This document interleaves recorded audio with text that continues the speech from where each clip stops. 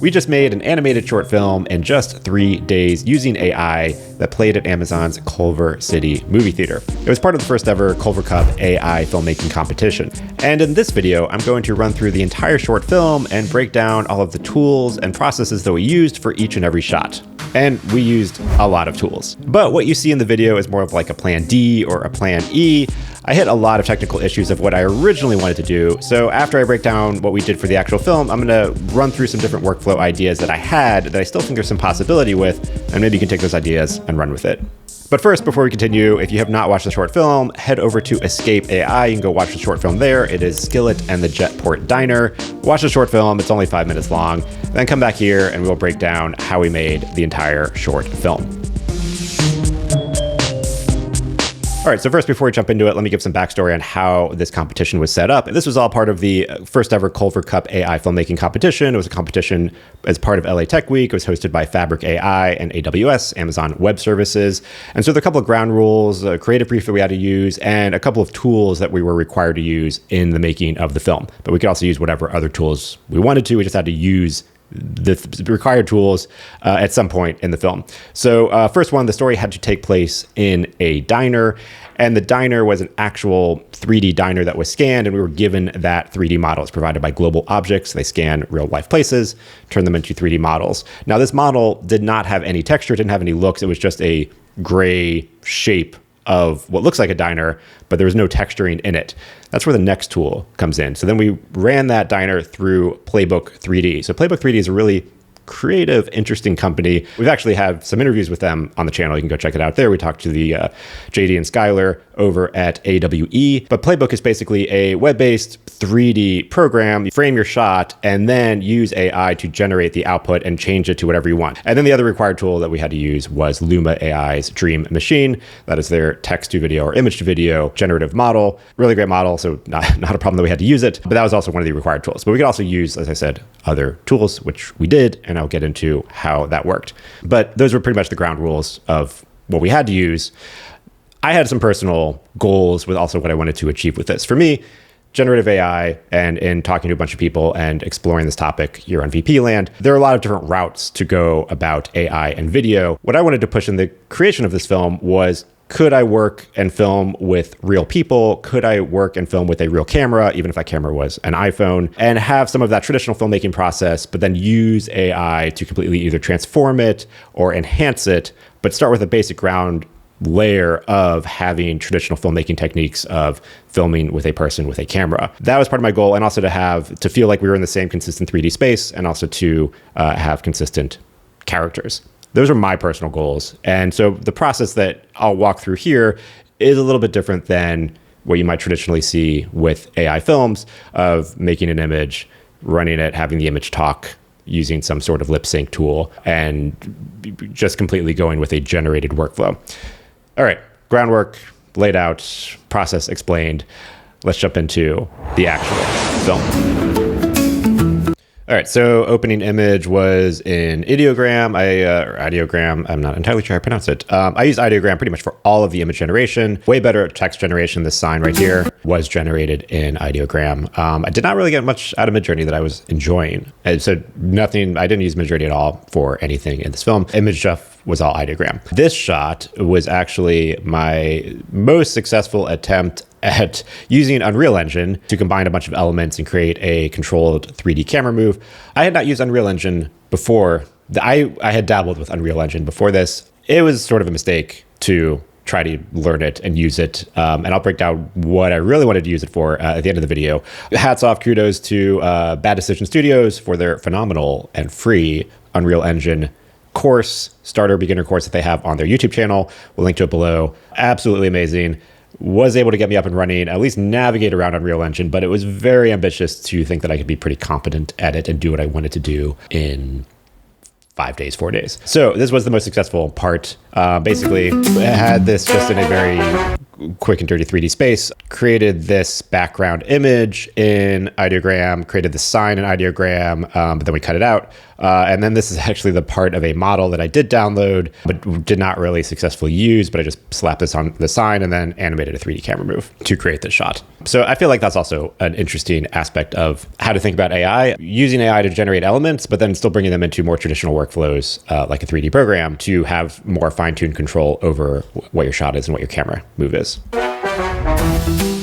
Diner just created this in Ideogram, and then I used Cuebric to segment this. Cuebric is more traditionally used, or their sort of main target is generating high quality and segmented backgrounds for virtual production volumes. So when you need something generated and you want to have some parallax, that was sort of how they started. But I found in messing with them, messing with the tool, that it had a bunch of other uses that could be useful. I feel like if you're pretty good at Photoshop, you could probably do a lot of what Cuebric does. But one thing they do have, which I wasn't able to mess around with it as much as I wanted to, is they have depth segmentation, or depth. I'm probably misremembering the exact title, but basically after you extrude your layers, it can create a depth map and then create basically a rough, like, 3D extrusion, depth extrusion, I think that's the word I'm looking for.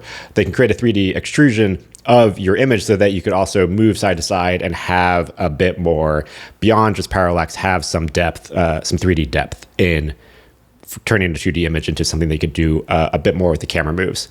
Didn't fully get to play around with that, but also for a better explanation of what I'm talking about, we talked to Pinar, the creator of Cuebric, over at NAB, so we got an interview with her. You can check that out as well. And also, if you are a professional animator or VFX person, I'm not a professional animator or VFX person. There are a lot of things in here that will probably make you cringe, and looking at the very rough layer segmentation that I did, especially. I'm just going to call out all the flaws that are in this thing, especially around here. Keep an eye out on that on future shots.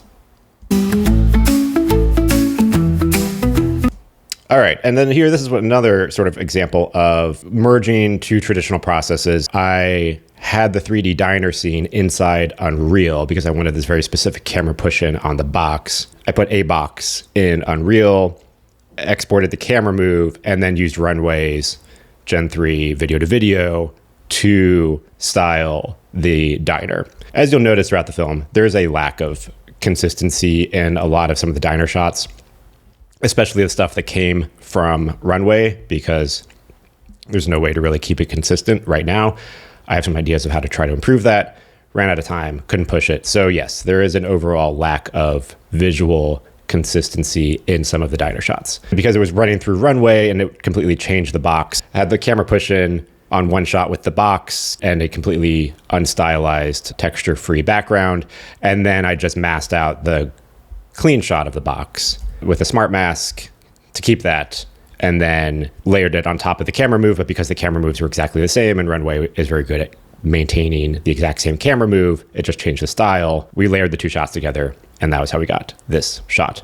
And then again, the box, all of the text and representing text, Ideogram does really well. So this was all generated in Ideogram. We just cut the box out. It was on like a street or something, so we just cut the box out. And that's sort of a theme of what I'm thinking of too, of how can we layer shots and extrude different elements from the shot we're trying to generate and run each element through a different AI process to get the final result that we're after and have more control and visual consistency. That's sort of one of the overall themes. I got two more things I want to mention though, but let me continue another shot.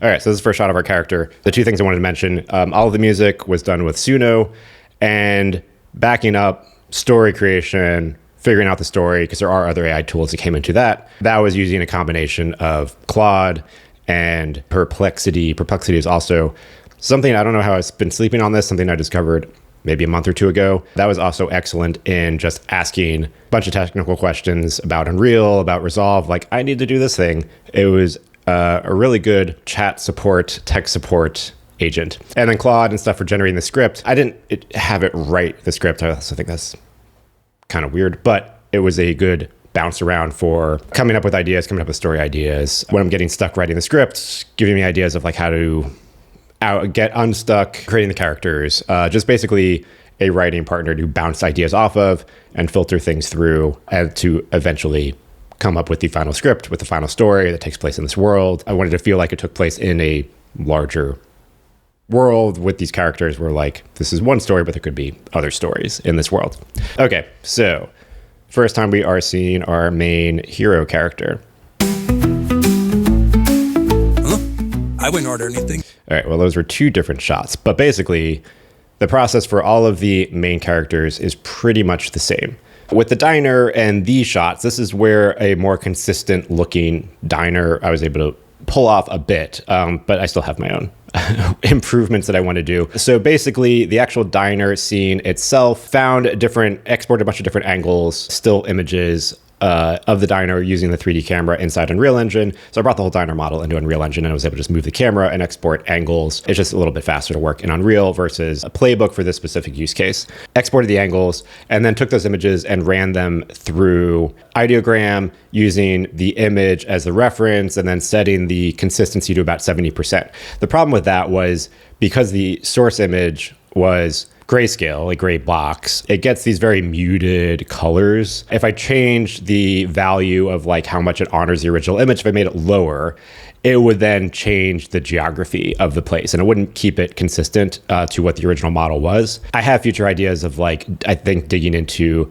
ComfyUI and more powerful tools to have better style transformation on the image while maintaining the scene geography is possible. I just didn't have time to figure that out while I was doing it. But anyways, I created a bunch of images and styled them, but they have the same look, they have the same physical geography. And then I also use some other tricks and stuff that we'll show later on to give it a bit more 3D space aspect. So that's the background image. And then I acted out all of the roles. So I recorded myself on a green screen with my iPhone, running through the lines and doing some pantomiming performances. And then we would comp that, just use a magic mask inside Resolve onto the background with my performance, and then run that shot through Wonder Dynamics. Wonder Dynamics was awesome. It helped solve a lot of issues, and I think there's a lot of potential there for the future. Until Runway's Act 1 was announced yesterday, I still think there's a lot. Still think they can both exist in the same world. But anyways, Wonder Dynamics, you give it an image of a person, it automatically tracks them and then replaces them with a CG character, which you can upload. I ran out of time. We were working on some original characters. I found someone who could kind of work with Wonder Dynamics and get the character to match the specs that you need in order to import it into Wonder Dynamics. Just ran out of time. So this is one of their stock characters. So yeah, it's one of Wonder Dynamics' stock characters. All of 3 of the CG characters are their stock characters. I really wanted to have original characters. That's the next stage. And once we have a little bit more time, it was really just a time issue. So it replaces me with this CG character. Some of their models have facial tracking, so it's able to match the mouth, match the eyes. It's not as great as, say, Metahumans, which is what I kind of wanted to do. Talk about that later. But you see the expressions, you see mouth movement. It's pretty good. Now, I did say the process that I outlined was image, record me, comp me into the background, and then replace with Wonder Dynamics. For the sake of time, because every shot in Wonder Dynamics takes about an hour, sometimes I would take my green screen shot and then send it to Wonder Dynamics and then get the character on a green screen sent back. The problem with that is Wonder Dynamics is sort of so good, it kind of tries to take the environmental lighting from the shot and match it onto the CG character. There was green spill on the CG character. So you can see that was the issue I had with some of the eyes. There is some green spill in the eyes. I tried to remove some of it, but I also ran out of time on that. So the eyes look a little bit weird because they're trying to get rid of the green spill. And you can also see in the hair, there is some green spill. So I changed the process later. This was really bad with the robot. Let's just keep playing. Exact same process here. You can see some of the green issues, but different angle of the diner, but same physical diner space. This is the same reverse angle. So we had to sort of have that scene consistency, at least mentally in our head. That was an issue with Wonder Dynamics. Now, Wonder Dynamics themselves says they are not a tool that is designed for final frame. It is for animators to do a lot of the legwork up front. And then the idea would be that you download the model that they animate or other elements and then put it into your pipeline and then tweak it and polish it. But it gets you like a good first start. I'm not an animator and I don't know how to use Blender, or I'm not bringing these things in. So I just use it as final shot. But in Wonder Dynamics, defense of what their pipeline, what they say that their own pipeline is for, it is not for this use case. Exactly. It is not for Final Pixel. One thing that would have been useful that if they provided it, they said it says it's coming soon, but it can export a matte, but it exports a map of the original person, not of the character. But it basically would have been useful is if it gave me just the character as its own layer that I could then drop on top of my background shot and then not have all of these spill issues. It doesn't export that right now. It says that is coming soon. So basically all I could get out of Wonder Dynamics right now is the final composite shot. And in some cases that was green screen, my CG character on green screen because I gave it myself on green screen. And then I composited it into the shot later with Magic Mask inside Resolve using Fusion. Okay, so that's pretty much the process for all of these shots with the 3 CG characters. Okay, burnt hamburger. So we had to have something burnt. That was one of the requirements in the film. This was literally, I filmed a shot with video to video. I'm learning, you basically just have to think in shapes and what shapes can potentially look like the thing you're trying to do. So I just used my phone and recorded my hand holding a plate, and I needed something that looked burger-ish. And so we had a container of figs or dates, and I just put it on the plate and then dropped it down on our kitchen counter and then ran that through Runway, with a burnt hamburger or something, or hamburger on fire. And then this is what the output was. So it's kind of wild how much it transformed this, but keeps all of the scene framing, scene geography. So yeah, I feel like the future of set design is just going to be like thinking of shapes. I'm thinking now like I probably need to stock up on just like kids' toys, because that'll probably be really useful to just have big blocky shapes where you can just record it and then swap it out with AI. So that's this shot. And then this one is also Wonder Dynamics, but this is a slightly different workflow. And this was more of the workflow that I had initially envisioned that I wanted to do for the film.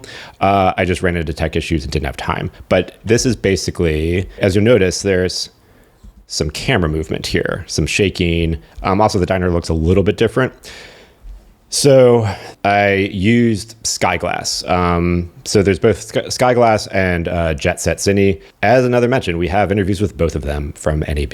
So you could check out those videos, but they both do similar things. Skyglass is a bit more creator friendly, aka a little bit also easier to use. Jetset is more designed to motion track data from your phone, but record on a higher quality cinema camera to get a bit more of a professional high-end pipeline. Skyglass was easier a bit for this specific use case. So basically what I did was created a 360 panoramic from different vantage points of the diner so that I could load it into the phone.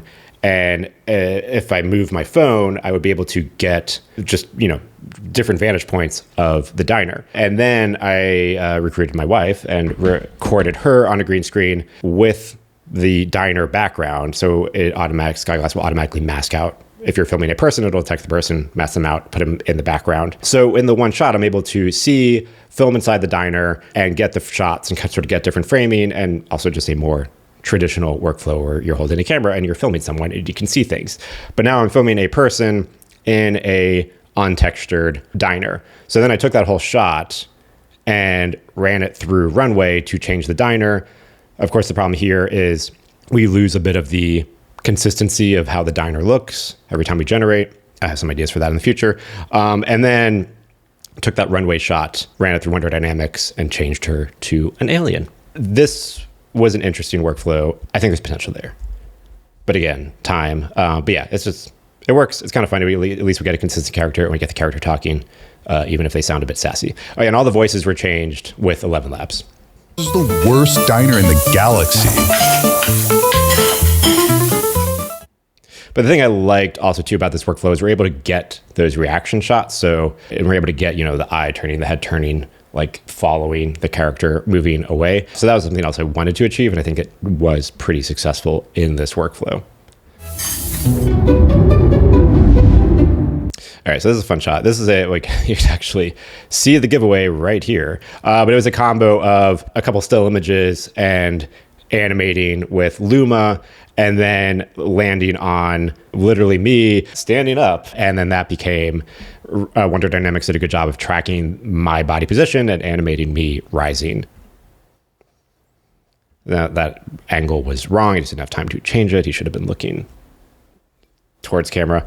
And now I had mentioned that I had that issue where I went from recording myself on a green screen, sending that footage to Wonder Dynamics, and then getting the animated character back on green screen, but having the green spill issue. I did try that at first with the Skillet, the toaster character. The green spill was so awful because it's such a reflective surface, and Wonder Dynamics does a really good job of like matching the reflections of the environment, that the entire robot was like bouncing fake green everywhere. So I had to change. There was only one way to do this process, and so that was composite myself first. So record myself on green screen, composite that shot on the background, and then take that footage, export it, and run it through Wonder Dynamics to replace myself while still having the background, and is able to get some more environment bouncing reflections on the robot, and did a pretty good job with that. A robot? AI? You know I don't like these things. First they took over the offices, then they took over the lockets. What's next? Making movies? And yeah, so that was definitely a Mel Brooks breaking the fourth wall reference.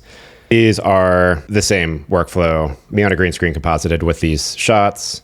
That was a Luma drive away shot. I never really pictured Skillet having wheels on its legs, but it worked here. Okay, and then so all of these shots, they were just straight up text to video generations, again, mostly for the sake of time. That's also why they sort of lack the visual consistency of everything else. But yeah, so this was a combo of, I don't know which shots are which, but it's either Kling, Hailuo / Minimax, whatever it's called, and probably maybe some Runway experiments. But I think Kling and Hailuo were probably the bulk of the text to video shot generation.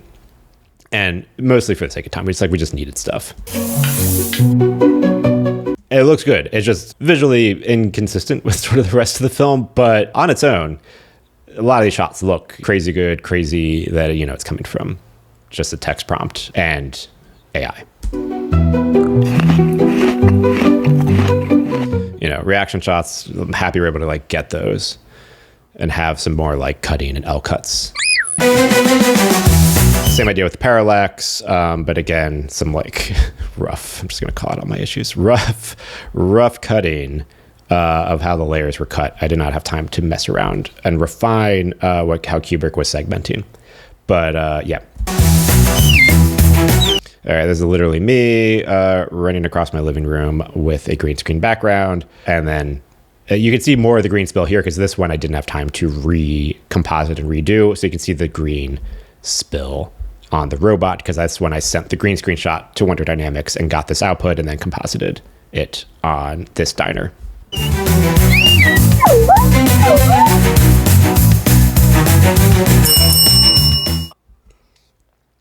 Rocket Fuel coffee. All of these posters, images, straight up at Ideogram. There's really no modifications on these. They're straight up give me a illustrated style poster that says, Rocket Fuel coffee. And it did a great job making these things. Rocket Fuel coffee, please. Same thing, either Kling or Hailuo with these crazy shots. Shout out to Steven for the crazy sound effects and Kirill for the awesome montage editing. I'm starving. Give me a giant deep dish pizza.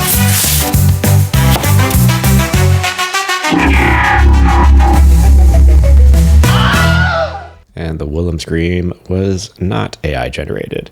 Yeah, we did have a tough time trying to get we wanted to try to generate a wide shot of a person sitting next to a pizza and them getting sucked into the pizza. It was hard to generate that. We couldn't quite figure it out. So we get this POV of this pizza hole. Skillet, what are you doing? Stop taking the order so literally. Just make normal food. My apologies. Deactivating literal. So same process with all of these. Wonder Dynamics shots here. This is where you could really see the rough cut of the parallax. More ideogram outputs. The skunk ape Let me know in the comments if you know what this skunk ape is. Curious if you know, and if you've gotten this far in the video and find it interesting. Okay, so this was another, with the alien shot. This was another one. Grabbed my wife and had her shoot all of these scenes. Same workflow, 360 model loaded here into Skyglass, and then record on the green screen. But we're able to quickly record the one shot and then run that shot through Runway and maintain lip movement, facial expression, character. Again, the main issue with this workflow is every time I generate a different shot, our diner looks different. And so, I have ideas like messing around with very specific prompts, keeping seeds the same. I didn't have time to fully experiment with that to try to keep the diner looking the same. It looks good, but again, it's just the one shot looks good and cool. Getting the shot to shot to shot to shot is a challenge. And that's just an overall thing with AI.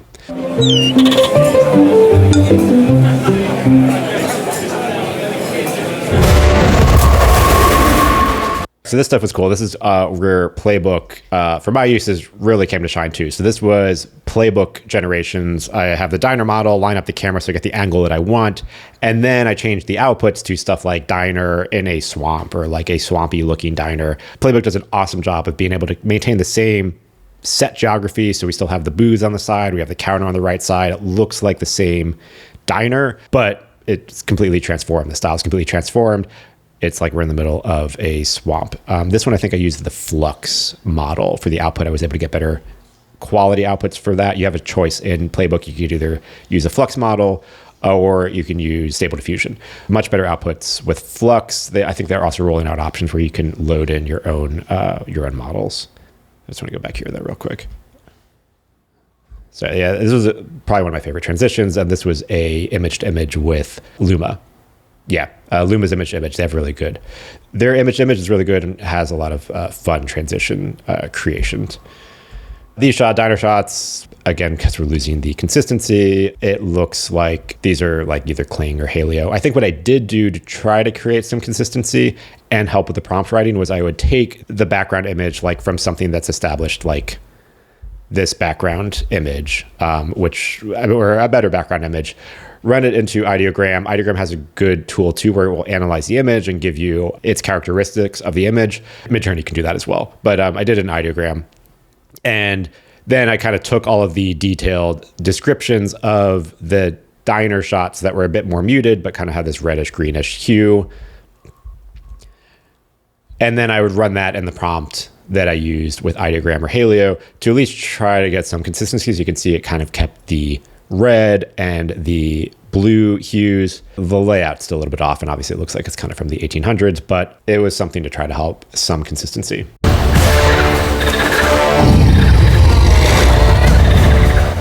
Ooh, gator bites. I'll have some of those. Most of these, again, are probably Kling or Hailuo. But yeah, these shots, person in the diner, again, same process. My wife shot on the iPhone with Skyglass inside the diner, so we still get some of that diner geography consistency, the booths, and it kind of messed this one up, but the bar on this side, and then just completely transform it. Skillet, you're going to put me out of business. What are you doing? Stop changing the food. Stop changing the diner. Just cook the orders like regular food that you would find at any other diner in the galaxy. Cook food just like every diner in the galaxy. Understood. Yeah, this one was probably an image to image, I believe, with Luma. I'll have the quantum quesadilla, please. Same runway video to video. Hailuo shots or Kling shots. This one I think was it's probably one of my other favorite transitions. I think this was a Playbook with a galaxy theme of the diner, and then running that through Luma. Either image to image, or it might have just been a camera move, and it just did this really trippy, awesome camera move out the window. Video to video with Runway. But again, this is also where having the camera comes into place, because you can just kind of do these trippy camera moves to shake everything around. What is happening? I believe that was a Playbook with the diner inside a galaxy, and again, does a really good job of keeping the booth consistency and the look consistency, but making it psychedelic. Sorry to my wife for making her look old. Multiple dimensions. This is probably just my wife floating in space. That was probably one of my more favorite shots and just kind of funny to record. But yeah, all that stuff, Runway to video. This stuff like Kling or Hailuo. Add-on? I'm getting charged for this? I can't. I'm out of here. And yeah, this kind of stuff was really good with being able to just record Runway to Runway, or being able to record the video, get the performance, and then style transfer it in Runway. But because it's so psychedelic and trippy, it doesn't matter as much that the locations and the different scenes, backgrounds are changing. But yeah, that's the constant theme of this is, yes, the backgrounds change and the consistency is challenging. That was a nice Luma transition. So transition into the diner image. And we had a good run. Maybe you could send me to another dimension where I still have happy customers. Stop taking everything so literally. Shout out to Carol for this nice reveal edit. And then, yeah, same process, video to video. This one had a really hard time having it animate someone's head just like glow and be illuminated. It kind of always made them look like a light bulb was in their head or something. Spaghetti. Yeah, it was a fun, I think that was a Luma transition. Ship broke down. I have no choice but to come back here and eat here. Skillet, whip up an order of gator bites for our friend here. And that is it. And then these images were some of the elements were created in Ideogram, and then Christina, graphic designer, composited them together. So we get much more finer tune control and better control with, a professional over how the text and everything looks and the logos, because there's no way we could right now do all of this fine-tuned control with names and layouts and stuff and credits in AI. And then all of these tool logos and stuff. So like overall image created with Ideogram, and then the actual layouts and stuff modified by a real graphic designer. And so that is the breakdown of Skillet and the Jetport Diner.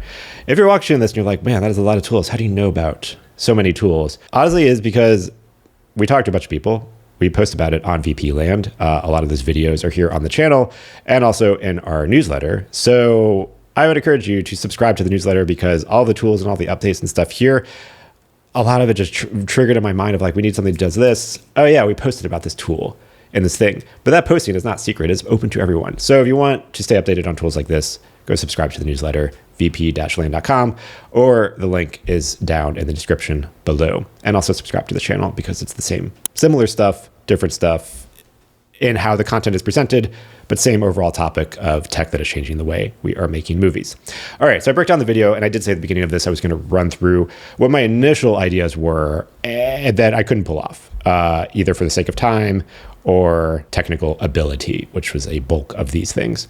The ideal workflow that I really wanted to try and that I enjoyed was Skyglass or Jetset loading in the image of the diner and then being able to use like a camera and film a person in the 3D space. Now, I did say I exported a 360 image panoramic of the diner.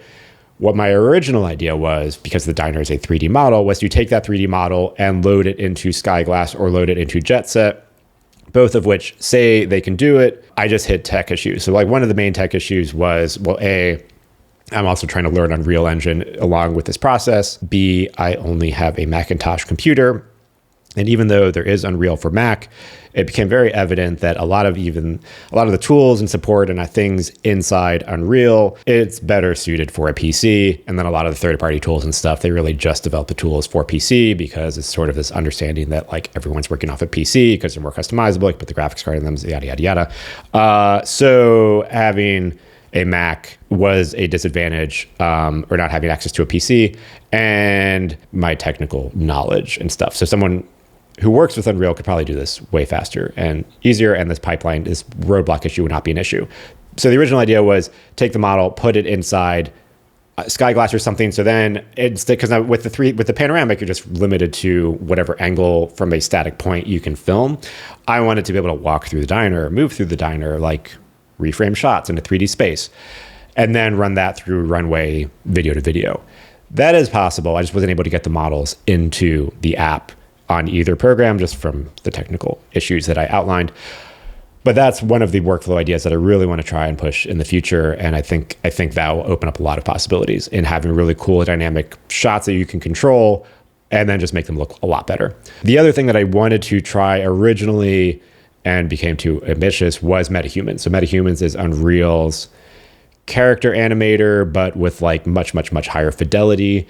It turned into Metahuman sort of works on a Mac, but a lot of the features don't work on a Mac. You need a PC to do that. I spent probably a week down this rabbit hole and talked to some other people. I had someone run processing on Metahumans.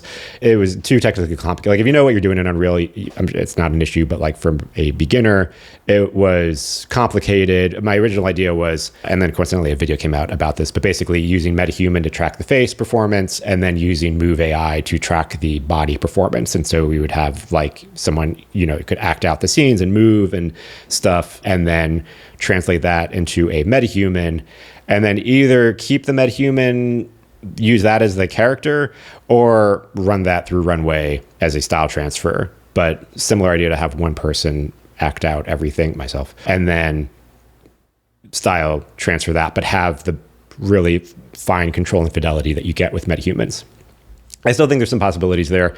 It just was too complicated for this time frame and my knowledge and ability. And also, speaking of which, as I'm recording this, yesterday Runway announced that their Act 1 tool, which basically does a lot of what I just outlined and use multiple tools for in one tool. From their demo, because I don't have access to it yet, it can record a human performance and then map that performance onto, it seems like probably a still image. So that would also speed up and solve a lot of the issues that I hit and make it way easier. Yeah, so initial ideas were more stuff with Unreal. With the opening scene, I was also trying to create a very basic camera move with like kit bashing and stuff in Unreal, and then style transfer that in Runway. But my base animation was so crappy that Runway couldn't even save it, and it just didn't look good. So I scrapped that and just turned it into a still image opening shot with some Luma animation. So those were kind of the bulk of the ideas I wanted to do. The main thing I'm trying to think of, and I also want to push this further with Jetset, is,